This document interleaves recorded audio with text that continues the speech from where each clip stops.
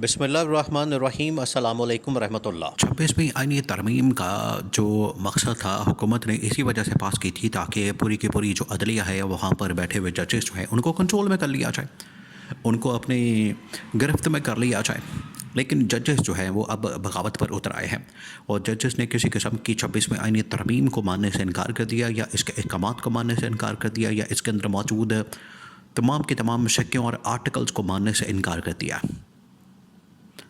पहले आपको पता है कि जजेस के ऊपर जब इमरान खान के मुकदमात लगना शुरू हुए तो जजेस के ऊपर प्रेशर डाल रहा था, तो 6 जजेस ने ख़त लिखा था उस वक्त के चीफ जस्टिस काजी फाइज ईसा को, और काजी फाइज ईसा ने उस मामले को बिल्कुल दबा दिया।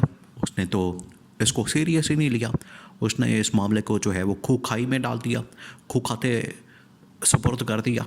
उसने कोई इसका हल ही नहीं निकाला। हालांकि उस वक्त काजी फाइज ईसा को चाहिए था कि इसका कोई हल निकालता, इसके ऊपर कोई सलूशन देता, लेकिन बजाय उसका हल निकालने के उसने बिल्कुल ही इसको रद्दी की टोकरी में फेंक दिया और टके टोकरी कर दिया उस ख़त को, जिसके अंदर बहुत सारे कंसर्न और बड़ी तशवीश उस वक्त 6 जजेस की जानिब से की गई।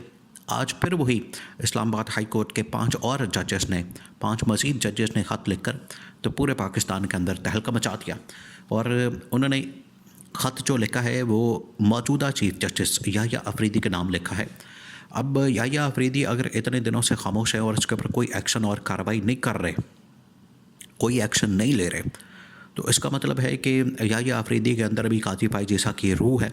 ये काजी फाइज ईसा पार्ट 2 है और ये बिल्कुल हुकूमत की सहूलतकारी करने के लिए तैयार है। इसको लाया है इसी मकसद के लिए क्या है, ताकि ये हुकूमत की सहूलतकारी कर सके।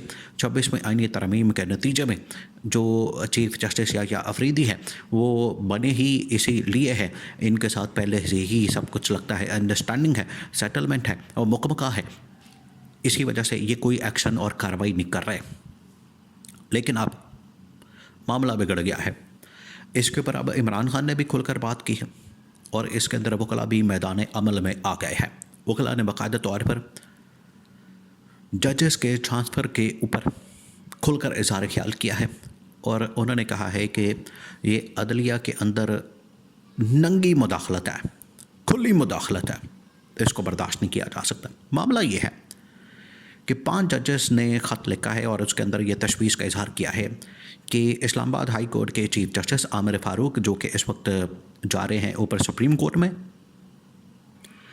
तो इस्लामाबाद हाई कोर्ट के चीफ जस्टिस की जगह खाली हो जानी है, जिसके लिए क्वालिफाई आज की सूरत हाल के अंदर क्वालिफाई करता है जस्टिस मोहसिन अख्तर कियानी।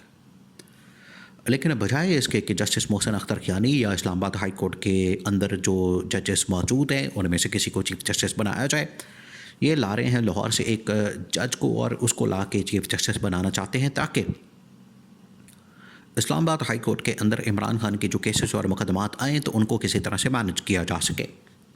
और मैनेज करने के लिए चीफ जस्टिस को होना बड़ा ज़रूरी है। इस्लामाबाद हाई कोर्ट के अंदर अपना बंदा होगा, वो अपना करिंदा होगा, तो उसको उसके ज़रिए से मैनेज करना, उसको इंस्ट्रक्शंस देना और उसके ज़रिए से सारे मामलात को चलाना आसान हो जाएगा। ये है इसके पीछे मकसद।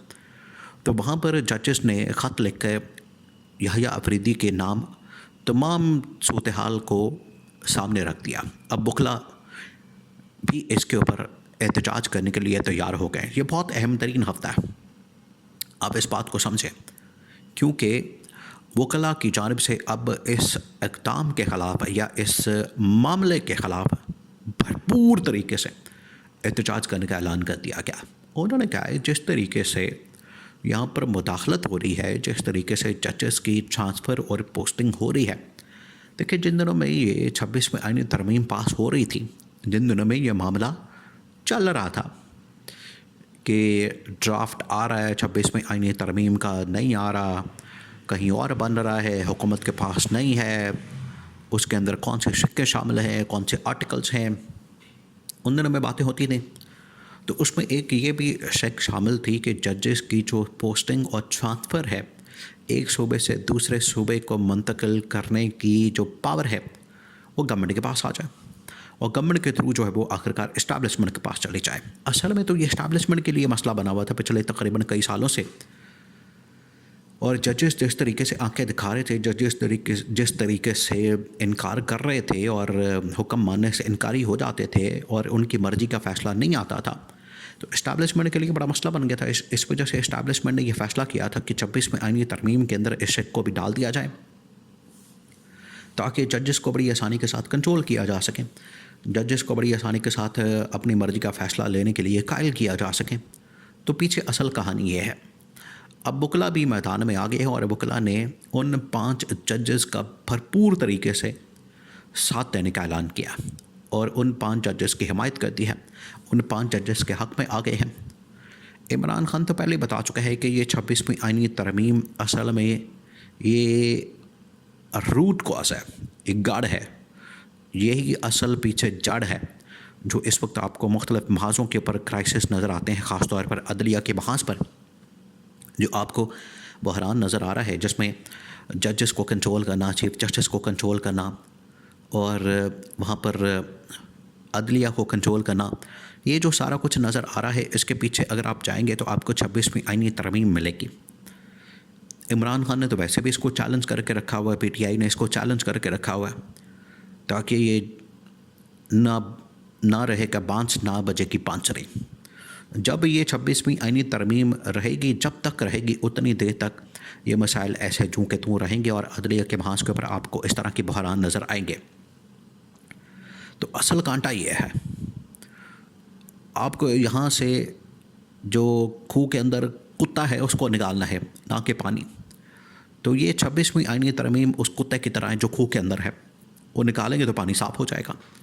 ये अंदर है तो पानी जो है वो आखिरकार साफ़ नहीं होगा और इसी तरह से गंद मचा रहेगा, अंदर से जो है यही मछली बाज़ार बना रहेगा, अदलिया का मजाक बना रहेगा, अदलिया के साथ खिलवाड़ किया जाएगा। तो वकला अब मैदान के अंदर आ गए हैं और वकला ने पाकिस्तान के अंदर भरपूर तरीके से एहतजाज शुरू कर दिया है इसके ख़िलाफ़। वो शुरू हो गया है, आज से उनका एहतजाज शुरू हो गया है। संडे वाले दिन उन्होंने कॉल दी थी, मंडे को शुरू हो गया। तो ये हकीकत है। इस वजह से ये जो सारे के सारे मामलात चल रहे हैं वो हुकूमत के लिए अब परेशानी और तकलीफ़ का बायस बन रहे हैं। इन्होंने पंगा तो ले लिया, इन्होंने छेड़खानी तो कर ली। और ये याद रखें उस वकला तहरीक को 2007-8 वाली, जब वो अदलिया की आज़ादी के लिए चली थी तो अदलिया की आज़ादी के ऊपर, अदलिया की आज़ादी को बहाल करवा के लाए थे, इन्होंने बहाल करवाया था डंडे के ज़ोर से।